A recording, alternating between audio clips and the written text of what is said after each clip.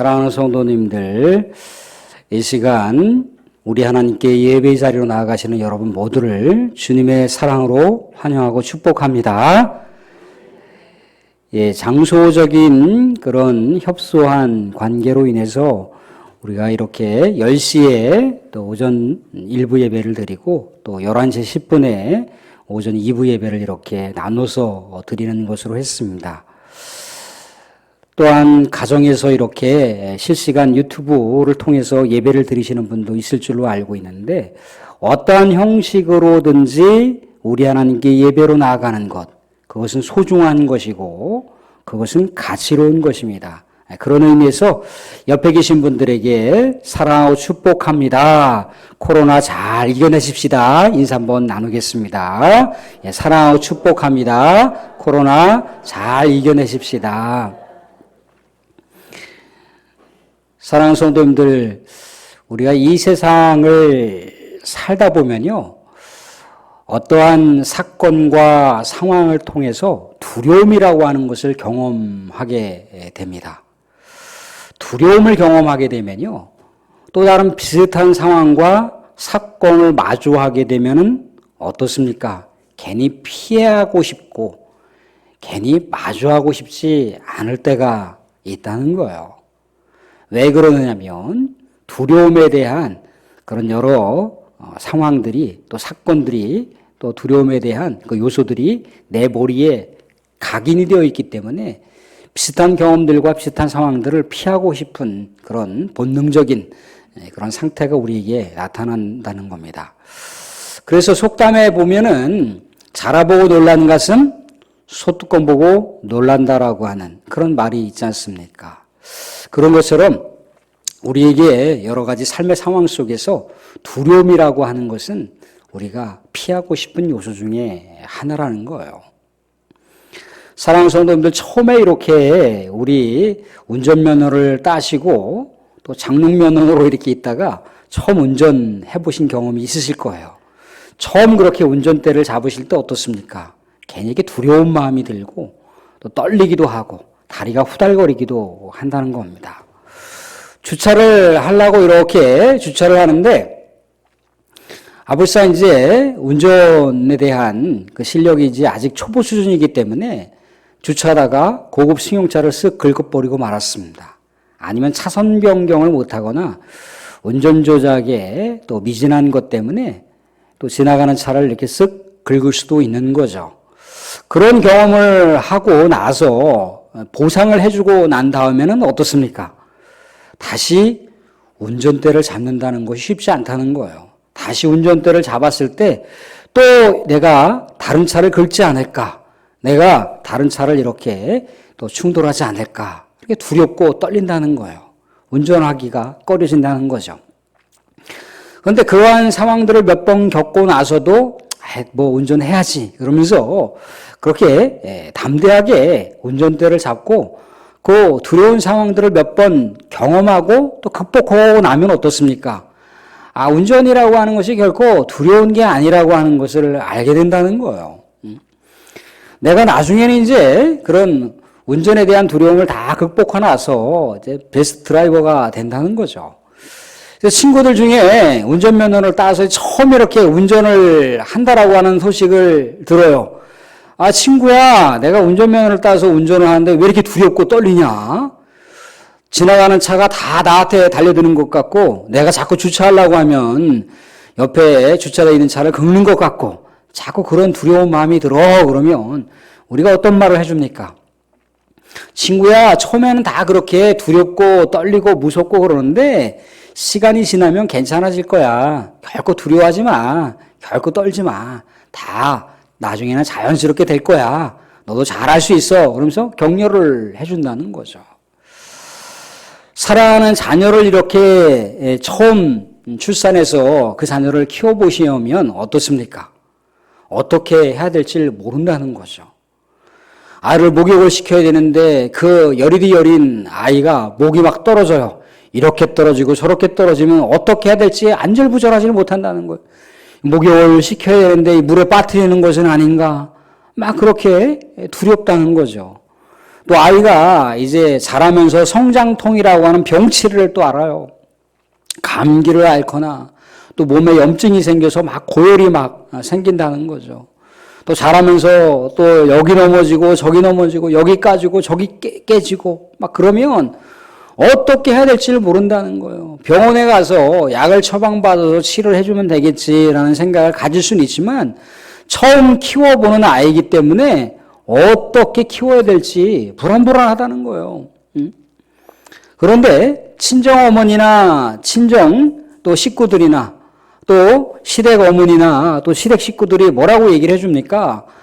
그렇게 두려워할 게 아니라는 거죠. 그렇게 무서워할 게 아니라는 거죠. 다 그렇게 넘어지기도 하고 깨지기도 하고 또 까지기도 하고 그렇게 열이 나기도 하고 감기 앓기도 하고 그러면서 그렇게 자연스럽게 성장하는 상황 속에서 성장통을 겪게 된다는 거죠. 아픔을 경험하게 된다는 거죠.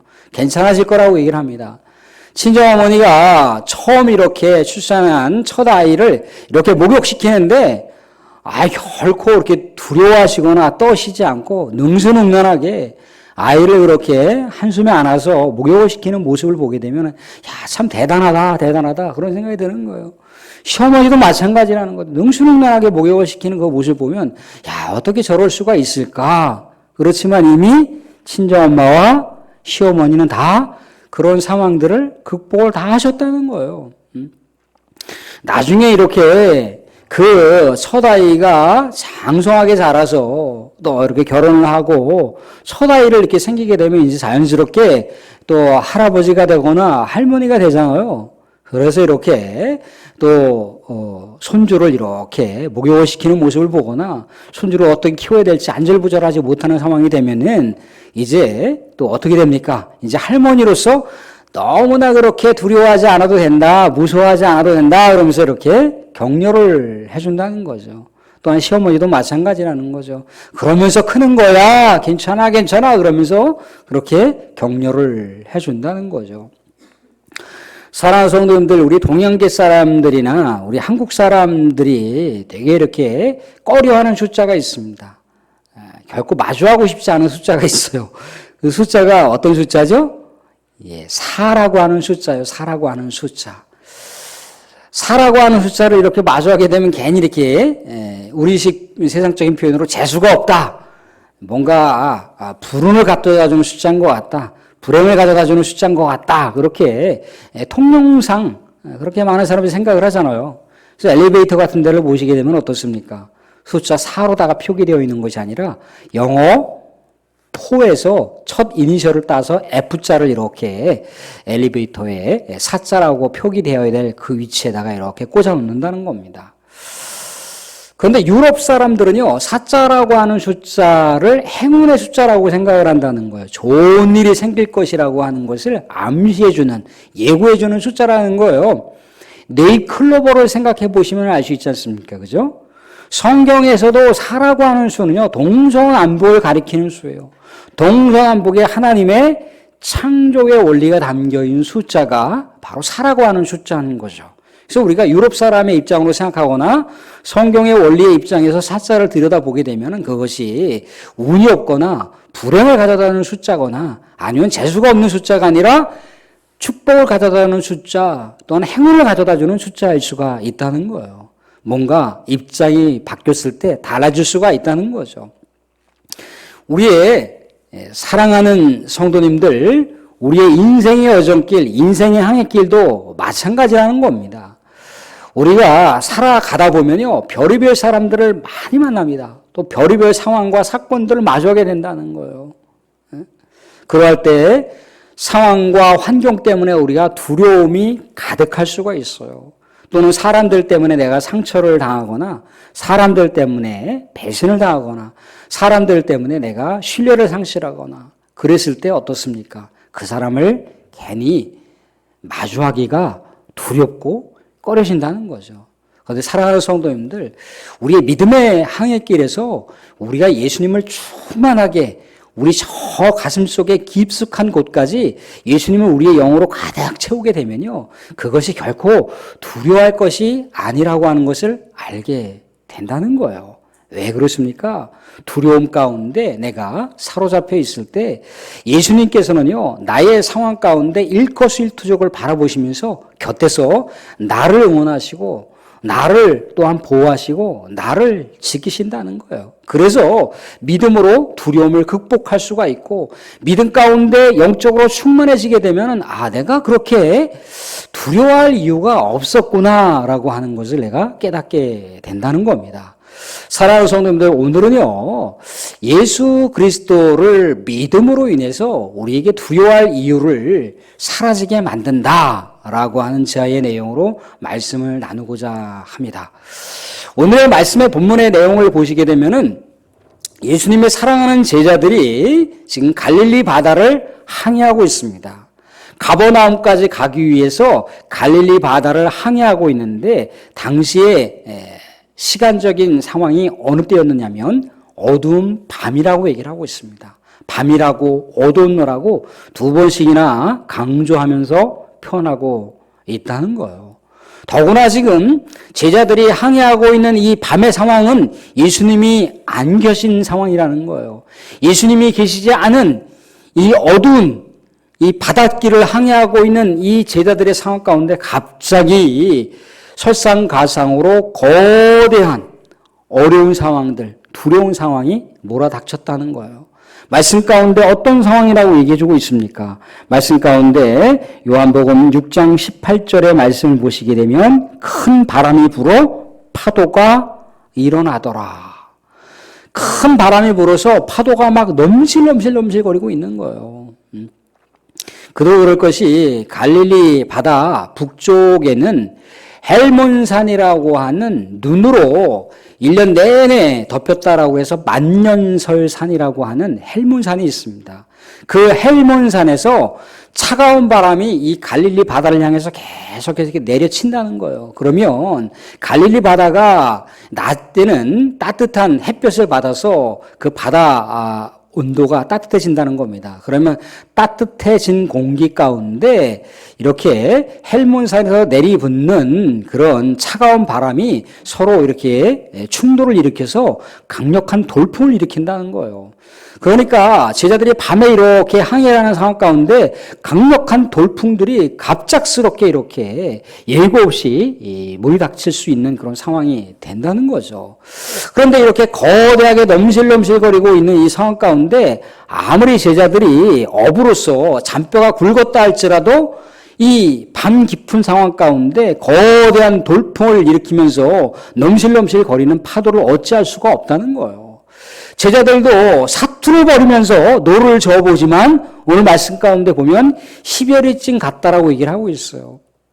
갈릴리 바다가 직경으로 한 12km 정도 됩니다. 더 다른 곳으로 가게 되면 한 17, 8km 되기는 한다고 하는데 대략적으로 가로질러서 그 지름이 한 12km 된다는 거예요. 그러니까 10여리쯤 갔다라고 하는 것은 적어도 한 4km, 5km 정도 갔다는 거예요.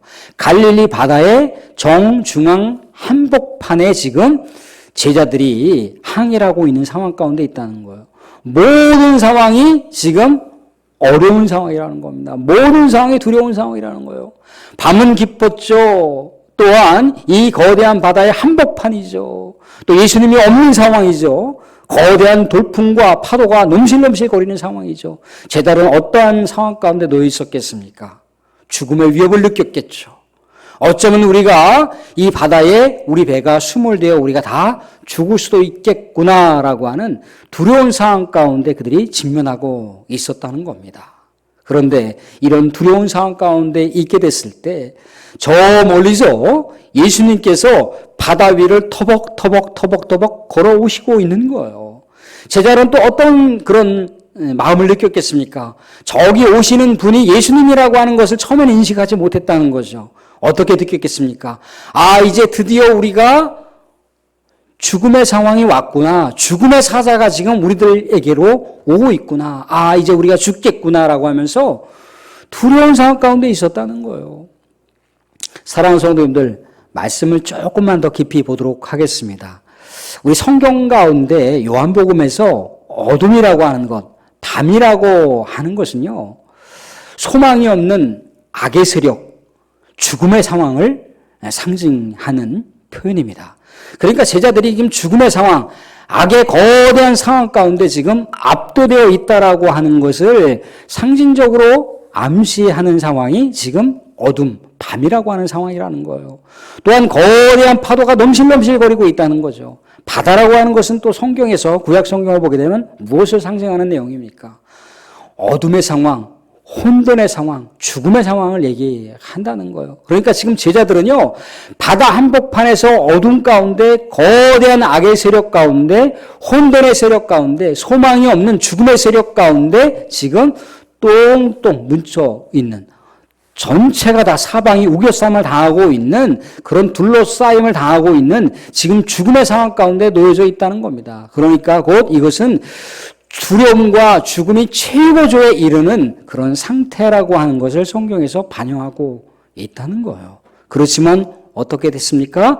예수님께서 바다 위를 걸어오셨다고 하고 있어요. 어둠을 내치고 바다 위를 걸으셨다라고 하는 것은 예수님께서 악의 세력, 예수님께서 어둠의 세력, 예수님께서 죽음의 세력, 예수님께서 혼돈의 세계를 다 장악하시고 압도하셨다라고 하는 것을 상징적으로 표현하고 있다는 겁니다. 두려워 떨고 있는 제자들에게 예수님께서 나타나셔서 제자들에게 어떠한 말씀으로 지금 이야기를 해주시고 있던가요? 다시 말씀을 보시면 20절 말씀 가운데 이렇게 되어 있습니다. 20절 말씀을 보시면 이르시되 내니 두려워하지 말라 하신대. 내니 두려워하지 말라. 그렇게 얘기를 하고 있어요. 제자들에게 얘들아 내가 왔어. 이제 두려워하지 마. 죽음 때문에 두려워하지 마. 넘실넘실거리는 파도 때문에 두려워하지 마. 어둠 가운데 항해하고 있는 것 때문에 두려워하지 마. 그렇게 제자들을 오히려 격려하시고 있더라는 거죠. 이때 제자들의 상태가 어땠는지에 대해서 성경은 우리들에게 이야기를 해주고 있습니다. 다시 21절 말씀을 보시면 21절 말씀에 이렇게 나와 있습니다. 이에 제자들이 기뻐서 배로 예수님을 영접하니 배는 곧 그들이 가려던 땅에 이르렀더라. 이제 두려움으로 항해하는 것이 아니라 어떻게요?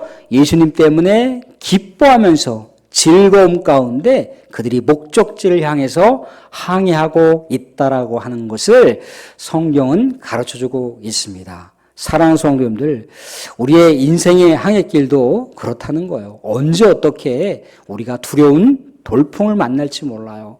어떻게 우리가 언제 어떻게 어둠을 마주해야 할지 모릅니다. 언제 어떻게 우리가 그렇게 거대한 악의 세력 가운데 놓여 있을지 모른다는 거예요. 우리가 언제 어떻게 거대한 두려움 가운데 압도되어 사로잡혀 있는 삶을 살아갈지 모른다는 겁니다. 그렇지만 이렇게 예수님께서 제자들과 멀리 떨어 계신 것이 아니라 예수님께서 제자들의 삶을 다 예의주시하고 있으면서 지금 악의 세력을 압도하시고 어둠의 세력을 장악하셔서 제자들에게 오셔서 내니 두려워하지 말라라고 하신다는 거예요. 우리들도 그 예수님을 바라보실 수만 있다면, 그 예수님을 믿음의 영혼을 열어서 바라볼 수만 있다면 우리의 인생의 노정길을 우리가 두려움이 아니라 예수님과 더불어서 우리가 기쁨으로 항해할 수가 있다라고 하는 것을 말씀을 우리들에게 가르쳐주고 있다는 겁니다. 예수님은요 멀리 계신 분이 아니십니다. 예수님은요 우리의 곁에서 우리들에게 졸지도 아니하시고 주무시지도 아니하시고 우리들을 보호하시고 우리들을 지켜주시는 그러한 보혜사라고 말씀을 하신다는 거예요. 예수님은 우리들의 보혜사십니다. 보혜사. 그런데 예수님께서 제자들에게 뭐라고 얘기하고 있습니까? 내가 하나님 아버지 품으로 가게 되면 너희들을 고아처럼 내버려 두지 않고 어떻게 하신다고 하고 있습니까? 세상 끝날 때까지 너희를 지킬 것인데 내가 너희들과 함께하는 자리가 아니라면 누구를 보내주신다고 하고 있습니까? 보혜사 성령. 그것도 또 다른 보혜사 성령을 너희들에게 보내줄 거야 라고 약속하신다는 거예요. 예수님도 보혜사시지만 그 보혜사이신 예수님께서 제자들의 자리 가운데 함께하지 않았을 때 보혜사 성령께서 제자들의 삶을 지키시고 진리 가운데 인도하신다고 약속한다는 거예요. 이 말씀은 뭡니까? 제자들에게만 그런 말씀을 주시는 것이 아니라 예수님께서 우리들에게 동일하게 말씀하시고 있다는 거예요. 예수님께서는 믿음의 성도들의 삶의 자리를 떠나지 아니하시고 곁에서 눈동자처럼 보호하시고 지키시고 졸지도 아니하시고 주무시지도 아니하신다는 거예요. 예수님과 더불어서 또 다른 보혜사 성령을 우리들에게 보내주셔서 두려움을 극복할 수 있는 능력과 은사들을 우리에게 주신다고 약속하고 있다는 겁니다. 우리가 보혜사 성령과 더불어서 우리의 인생의 항해길을 함께할 수만 있다면 예수님을 우리가 믿음의 문을 열어 예수님과 함께하고 있다라고 하는 것을 우리가 깨달으면서 우리가 나아갈 수만 있다면 우리의 인생의 항해길은 결코 두려움이 아니라 즐거움과 기쁨으로 우리의 인생의 항해길을 갈 수 있다라고 하는 것을 말씀은 가르쳐주고 있다는 겁니다. 사랑하는 성도님들, 말씀을 맺겠습니다. 우리의 인생의 여정길 가운데, 인생의 향해길 가운데 다양한 환경, 다양한 사건, 다양한 사람들을 만나면서 내가 불가항력적인 상황들을 경험할 수도 있습니다. 또한 여러 사람들을 만나면서 내가 상처를 받고 두려움 가운데 놓여질 수도 있다는 겁니다. 그렇지만 예수님께서는 뭐라고 얘기하십니까? 사랑하는 아들아, 사랑하는 딸아, 내가 여기 있어. 바로 나야. 내가 여기 있어. 두려워하지 말라. 그렇게 얘기하고 있다는 겁니다. 우리들도 사랑하는 자녀들이 이렇게 살다가 어려움을 만나게 됩니다. 두려운 상황을 만나게 됩니다. 그러면 우리가 전화를 하거나 만나서 뭐라고 얘기합니까? 사랑하는 딸아, 아버지가 있지 않니? 사랑하는 아들아, 어머니가 있지 않니? 힘내라. 결코 두려워하지 말라. 내가 너를 도와주겠다. 내가 너와 함께 하겠다. 라고 그렇게 우리가 자녀를 향해서 무궁한 사랑으로 그렇게 격려를 해준다는 거예요.